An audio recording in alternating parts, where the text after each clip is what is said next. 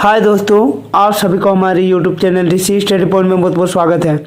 आज हम लोग क्लास 6 के 18 जुलाई को होने वाले सामाजिक विज्ञान के वीकली टेस्ट के कुछ महत्वपूर्ण सवालों को देखेंगे। आज के हमारे इस वीडियो में जितने भी क्वेश्चन है आप लोगों के होने वाले एग्जाम के दृष्टिकोण से बहुत ही महत्वपूर्ण होने वाला है, इसलिए आज के हमारे इस वीडियो को आप लोग शुरू से अंत तक देखें और हाँ, अच्छा लगे तो अपने दोस्तों को भी ज़्यादा से ज़्यादा शेयर करें।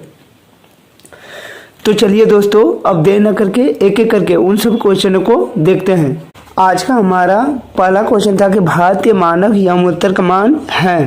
पहला ऑप्शन है 82.5 डिग्री ईस्ट, दूसरा ऑप्शन है 67 डिग्री ईस्ट, तीसरा ऑप्शन है 97 डिग्री ईस्ट या चौथा ऑप्शन इनमें से कोई नहीं। तो भारतीय यमोत्तर का मान 82.5 डिग्री ईस्ट होती है, इसीलिए इसका सही जवाब है ऑप्शन नंबर ए।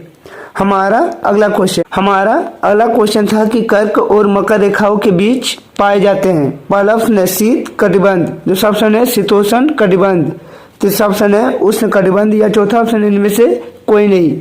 तो कर्क और मकर रेखाओं के बीच में उष्ण कटिबंध वाला क्षेत्र पाया जाता है, इसलिए इसका सही जवाब था ऑप्शन नंबर सी, उष्ण कटिबंध। हमारा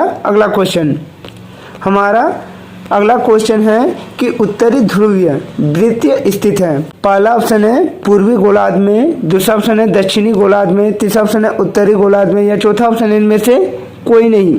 तो उत्तरी ध्रुवीय वृत्त उत्तरी गोलार्ध में स्थित है, इसलिए इसका सही जवाब है ऑप्शन नंबर सी, उत्तरी गोलार्ध। हमारा अगला क्वेश्चन कह रहा कि रांची से गुजरने वाली अक्षांश रेखा का नाम है। पहला ऑप्शन है मकर रेखा, दूसरा कर्क रेखा, तीसरा विषुवत रेखा या चौथा इनमें से कोई नहीं। तो रांची से गुजरने वाली अक्षांश रेखा को कर्क रेखा कहते हैं, इसलिए इसका सही जवाब है ऑप्शन नंबर बी, कर्क रेखा। हमारा अगला क्वेश्चन कर रहा कि पृथ्वी का लघु रूप में एक प्रतिरूप है। पहला ऑप्शन है वृत्त, दूसरा गोला, तीसरा ग्लोब या चौथा धरा। तो पृथ्वी का लघु रूप में एक प्रतिरूप ग्लोब के रूप में है, इसलिए इसका सही जवाब है ऑप्शन नंबर सी, ग्लोब। हमारा अगला क्वेश्चन कह रहा है कि कौन सी रेखा पृथ्वी को दो गोलार्ध में बांटती है। पहला ऑप्शन है मकर रेखा, दूसरा विषुवत रेखा, तीसरा कर्क रेखा या चौथा ग्रीनविच रेखा। विषुवत रेखा जो पृथ्वी के बीचों बीच गुजरती है वह पृथ्वी को दो गोलार्धों में बांट देती है, इसलिए इसका सही जवाब था ऑप्शन नंबर बी, विषुवत रेखा। हमारा अगला क्वेश्चन कह रहा था कि दो अक्षांशों के बीच की दूरी है। पहला ऑप्शन है 100 किलोमीटर, दूसरा 105 किलोमीटर, तीसरा 111 किलोमीटर या चौथा 115 किलोमीटर। तो दो अक्षांशों के बीच की दूरी 111 किलोमीटर होती है, इसीलिए इसका सही जवाब है ऑप्शन नंबर सी, 111 किलोमीटर। हमारा अगला क्वेश्चन कह रहा है कि अक्षांश रेखाओं की कुल संख्या है। पहला ऑप्शन है 90, दूसरा 100, तीसरा 150 या चौथा 180। तो अक्षांश रेखाओं की कुल संख्या 180 होती है, इसलिए इसका सही जवाब है ऑप्शन नंबर डी। हमारा अगला क्वेश्चन कह रहा है कि देशांतर रेखाओं की कुल संख्या है। पहला ऑप्शन है 300, दूसरा 360, तीसरा 180 या चौथा 90। तो देशांतर रेखाओं की कुल संख्या 360 होती है, इसलिए इसका सही जवाब है ऑप्शन नंबर बी, 360। हमारा अगला क्वेश्चन कह रहा है कि पृथ्वी पर ताप कटिबंधों का निर्धारण किस रेखा द्वारा होता है। पहला ऑप्शन है अक्षांश रेखा, दूसरा मध्याह्न रेखा, तीसरा ऑप्शन है देशांतर रेखा या चौथा ग्रीनविच रेखा। तो पृथ्वी पर ताप कटिबंधों का निर्धारण अक्षांश रेखाओं के द्वारा होती है, इसलिए इसका सही जवाब है ऑप्शन नंबर ए, अक्षांश रेखा। हमारा अगला क्वेश्चन कह रहा है कि अक्षांश और देशांतर रेखाओं के जाल को कहते हैं। पहला ऑप्शन है कटिबंध, दूसरा ध्रुव, तीसरा ग्रिड या चौथा ग्लोब। तो अक्षांश और देशांतर रेखाओं के जाल को हम लोग ग्रिड कहते हैं, इसलिए इसका सही जवाब है ऑप्शन नंबर सी, ग्रिड। हमारा अगला क्वेश्चन कह रहा है कि दो देशांतर रेखाओं के बीच के भाग को कहते हैं। पहला ऑप्शन है ग्रिड, दूसरा गोल, तीसरा वर्ग या चौथा आयत। तो दो देशांतर रेखाओं के बीच के भाग को हम लोग गोल कहते हैं, इसलिए इसका सही जवाब था ऑप्शन नंबर बी, गोल। हमारा अगला हमारा अगला क्वेश्चन कह रहा है कि भारत का समय ग्रीनविच से कितना घंटा आगे है। पहला ऑप्शन है 4 घंटा 30 मिनट, दूसरा 6 घंटा 30 मिनट, तीसरा 5 घंटा 30 मिनट या चौथा 2 घंटा 30 मिनट। तो भारत का समय ग्रीनविच से 5 घंटा 30 मिनट आगे है, इसलिए इसका सही जवाब है ऑप्शन नंबर सी। हमारा अगला क्वेश्चन कह रहा है कि रूस को कितने मानक समय क्षेत्रों में बांटा गया है। पहला ऑप्शन है 15, दूसरा 11, तीसरा 8 या चौथा 5। तो रूस को 11 मानक समय क्षेत्रों में बांटा गया है, इसलिए इसका सही जवाब है ऑप्शन नंबर बी 11। हमारा अगला क्वेश्चन कह रहा है कि प्राचीन काल में आग जलाने के लिए किस पत्थर का उपयोग होता था। पहला ऑप्शन है बलुआ पत्थर, दूसरा संगमरमर पत्थर, तीसरा ऑप्शन है चकमक पत्थर या चौथा काला पत्थर। तो प्राचीन काल में आग लगाने के लिए चकमक पत्थर का प्रयोग किया जाता था, इसलिए इसका सही जवाब है ऑप्शन नंबर सी। हमारा अगला क्वेश्चन कह रहा है कि जिस स्थान पर मानव रहते थे उस स्थान को क्या कहा जाता था। पहला ऑप्शन है आवासीय स्थल, दूसरा पर्यटन स्थल, तीसरा धर्म स्थल या चौथा खनन स्थल।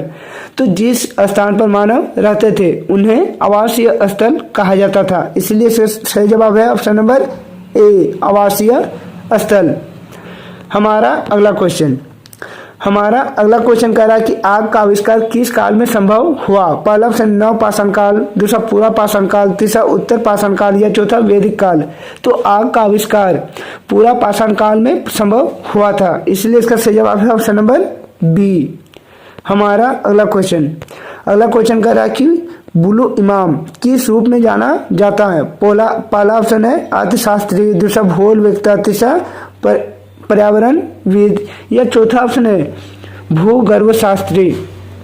तो बुलु इमाम पर्यावरणविद के रूप में जाना जाता है, इसलिए इसका सही जवाब है ऑप्शन नंबर सी। हमारा अगला क्वेश्चन कह रहा है कि पाषाण खंड में उखरे गए चित्र को किस नाम से जाना जाता है। पहला ऑप्शन है तेल चित्र, दूसरा सेल चित्र, तीसरा रेखा चित्र या चौथा आयत चित्र।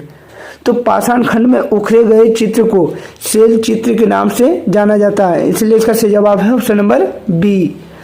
हमारा अगला क्वेश्चन कह रहा है कि पूरा पाषाण काल में मानव की जीविका का मुख्य आधार क्या था। पहला ऑप्शन है शिकार, दूसरा खेती, तीसरा मजदूरी या चौथा इनमें से कोई नहीं। तो पूरा पाषाण काल में मानव की आजीविका का मुख्य आधार शिकार था, इसलिए इसका सही जवाब है ऑप्शन नंबर ए शिकार। हमारा अगला क्वेश्चन कह रहा है कि नव पाषाण युग की अवधि है। पहला ऑप्शन है 10,000 ईस्वी पूर्व से 4,000 ईस्वी पूर्व, दूसरा ऑप्शन है 12,000 ईस्वी पूर्व से 10,000 ईस्वी पूर्व, तीसरा ऑप्शन है 100 ईस्वी पूर्व से 4,000 ईस्वी पूर्व या चौथा ऑप्शन इनमें से कोई नहीं। तो नव पाषाण काल युग की अवधि 10,000 ईस्वी पूर्व से 4,000 ईस्वी पूर्व तक है, इसलिए इसका सही जवाब है ऑप्शन नंबर ए। हमारा अगला क्वेश्चन कह रहा है कि नव पाषाण काल में आविष्कार हुआ था। पहला ऑप्शन है आग का, दूसरा पहिए का, तीसरा कपड़े का या चौथा इनमें से कोई नहीं। तो नव पाषाण काल में पहिए का आविष्कार हुई थी, इसीलिए इसका सही जवाब है ऑप्शन नंबर बी। हमारा अगला क्वेश्चन कह रहा है कि छोटे आकार की प्राकृतिक गुफा किस नाम से प्रसिद्ध है। पहला ऑप्शन है भित्ति चित्र, दूसरा तेल चित्र, तीसरा ऑप्शन है कोहबर या चौथा ऑप्शन है चल चित्र। तो छोटे आकार की प्राकृतिक गुफा को कोहबर के नाम से प्रसिद्ध है, इसलिए इसका सही जवाब है ऑप्शन नंबर सी कोहबर। हमारा अगला क्वेश्चन और हमारे सेट का आखिरी क्वेश्चन कह रहा है कि औजार, बर्तन और इमारतों जैसे वस्तुओं के अवशेष स्थल को कहते हैं। पहला ऑप्शन है पर्यटन स्थल, दूसरा खनन स्थल, तीसरा भ्रमण स्थल या चौथा पूरा स्थल। तो औजार, बर्तन और इमारतों जैसे वस्तुओं के अवशेष जिस स्थान पर मिलता है उसे हम लोग पूरा स्थल कहते हैं, इसलिए इसका सही जवाब है ऑप्शन नंबर डी पूरा स्थल। तो दोस्तों यदि आप लोगों को आज का हमारा वीडियो अच्छा लगा हो तो आज के हमारे इस वीडियो को अपने दोस्तों के साथ ज़्यादा से ज़्यादा शेयर करें। और हाँ, यदि हमारे इस चैनल में नए आए हैं तो हमारे इस चैनल को सब्सक्राइब कर ले और बेल आइकन को दबा ले, ताकि हमारे इस चैनल में जब भी कोई नया वीडियो अपलोड हो अब तक नोटिफिकेशन सबसे पहले पहुँचे। तो चलिए दोस्तों, और एक नए वीडियो के साथ फिर मिलते हैं, तब तक के लिए बाय।